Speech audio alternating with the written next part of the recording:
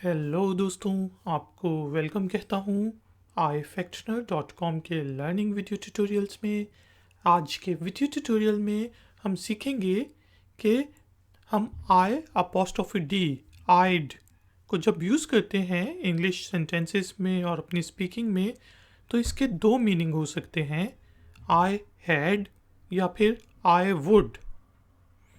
तो हम ये देखेंगे कि जब हमने आइड को यूज़ किया है तो उस कब उसका मीनिंग आई हैड होता है और कब हम उसको आई वुड के लिए यूज़ करते हैं।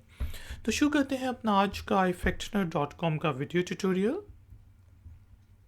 पहले देखते हैं कि जब आई अपोस्ट्रोफी डी आइड को हम आई हैड के लिए यूज़ करते हैं तो वो किन किन सिचुएशंस में होता है। नंबर 1, जब पास्ट में आपने पोजेशन के लिए बात करनी हो। जैसे एक हमारे पास एग्जाम्पल है, आइड अ कैट, कि मेरे पास एक बिल्ली थी।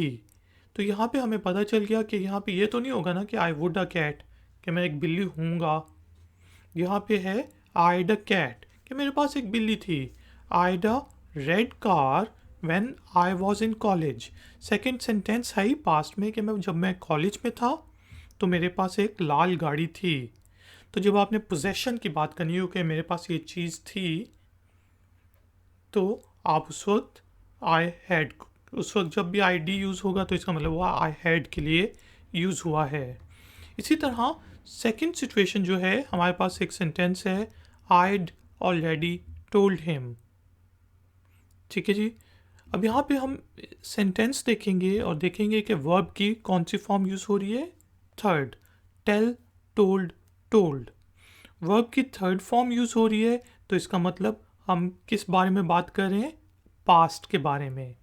तो इसका मतलब हम आई हैड या लगाएंगे, I had already told him, कि मैं उसे पहले ही बता चुका था।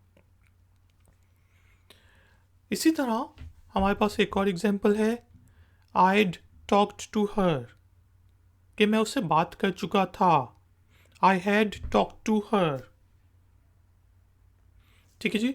और आगे भी इस तरह के जो जुमले होते हैं, आमतौर पे सेंटेंसेस होते हैं, उनमें आगे भी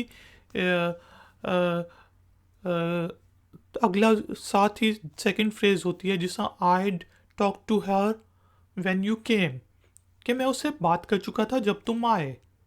ठीक है जी। तो उससे भी अंदाज़ा लगा लेते हैं कि यहाँ पे हमने आई हैड को यूज़ करना है। आगे चलते हैं और देखते हैं कि हम आई वुड के लिए आइड को कब यूज़ करते हैं। जिस तरह हम यहाँ पे हमारे पास पहला सेंटेंस है, I'd go there, I would go there, कि शायद मैं वहाँ पर जाऊँ। ठीक है जी। तो यहाँ पे आप सेंटेंस देखेंगे तो इसमें वर्ब की कौन सी फॉर्म यूज़ हो रही है, first form. First form use हो रही है तो आपने कंफर्म कर लिया कि ये वुड ही के लिए यूज़ हो रहा है, आई वुड गो देयर। क्योंकि अगर हमने हैड के लिए यूज़ करना होता तो हम वर्ब की थर्ड फॉर्म यूज़ करते, I gone there, I had gone there, यानी कि वर्ब की थर्ड फॉर्म यूज़ हुई। तो वर्ब की फॉर्म से आप अंदाज़ा लगाते हैं कि ये आई वुड के लिए यूज़ हुआ है या आई हैड के लिए। इसी तरह एक हमारे पास एग्जाम्पल है, I'd help you, meaning I would help you, मैं तुम्हारी मदद करूँगा। और जब हमने पास्ट के लिए इसको यूज़ करना होता है वुड को, तो आप हमेशा याद रखें कि उससे आगे हम आइड के साथ हैव लगाते हैं। I would have gone there, I would have helped you. ठीक है जी। तो आइड हैव गॉन देयर आ गया, वर्ब की थर्ड फॉर्म यूज़ हो रही है, लेकिन उससे पहले आ गया हैव, तो इसलिए इसका मीनिंग हो गया कि ये वुड के लिए हमने आई डी को यूज़ किया है, आइड को। कुछ लोग गलती ये करते हैं कि शुड के लिए भी आइड को यूज़ करते हैं, लेकिन ये इतना कॉमन नहीं है। इसी तरह कुछ लोग आई डिड के लिए भी यूज़ करते हैं, ये भी कॉमन नहीं है। तो हैड और वुड के लिए ही आई अपोस्ट्रोफी डी को यूज़ करें। टाइम है जी एक्सरसाइज का। यहाँ पे दो सेंटेंसेस दिए हुए हैं, नंबर 1 और नंबर 2। नंबर 1 सेंटेंस है, I'd spoken to him, I'd spoken to him. Number second sentence है, आइड टॉक टू हर। ठीक है जी।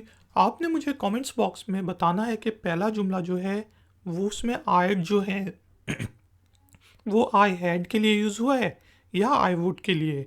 और जो सेकंड जुमला है आइड टॉक टू हर, इसमें आइड जो है आई हैड के लिए यूज़ हुआ है या आई वुड के लिए यूज़ हुआ है।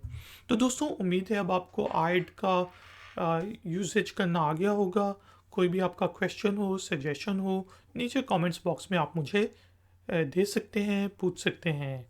मिलेंगे एक और नए ट्यूटोरियल में। Until then take care, keep learning, keep enjoying, good day.